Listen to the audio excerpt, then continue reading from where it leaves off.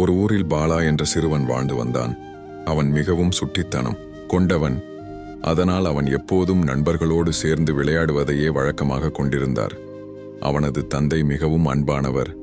அதனால் பாலாவுக்கு அவன் தந்தை மீது பயம் என்பதே சிறிதளவு கூட கிடையாது. இதனால் அவன் பொறுப்பில்லாமல் இருந்தான். அவன் தந்தையோ கடன் வாங்கிதான் குடும்பத்திற்கு தேவையானதையும் பாலாவையும் படிக்க வைத்தார். ஒருமுறை பாலா தன் நண்பர்களோடு சேர்ந்து காத்தாடி பிடிக்க வெகு தொலைவு ஓடி வந்தான்.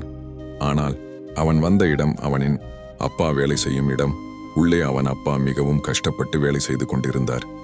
அப்போது மேலதிகாரி வந்து அவனது அப்பாவை கெட்ட வார்த்தைகளால் திட்டி, ஒழுங்காக வேலை பார் என்று தேவையில்லாமல் அவரை திட்டினார். அவனின் அப்பாவோ எதுவும் பேசாமல் அமைதியாக வேலை பார்த்தார். இதை பார்த்த பாலாவுக்கு மிகவும் கோபமாக வந்தது.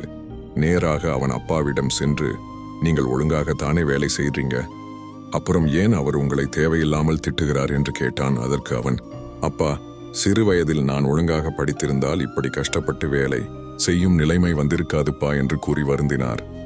அன்று இரவு முழுவதும் பாலாவுக்கு தூக்கமே வரவில்லை. அவன் அப்பாவின் நிலையை எண்ணி வருந்தினான். இனிமேல் என் அப்பா கஷ்டப்படக்கூடாது என்று முடிவு செய்தான்.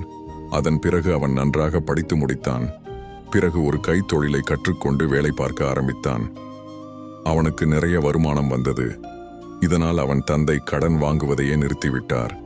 பாலாவினால் அவனது தந்தைக்கு அந்த ஊர் மக்கள் மரியாதை தர ஆரம்பித்தார்கள். இதனால் அவர் பாலாவை நினைத்து மிகவும் பெருமைப்பட்டார். பாலா அவனது தந்தையை ராஜா மாதிரி பார்த்து கொண்டான்.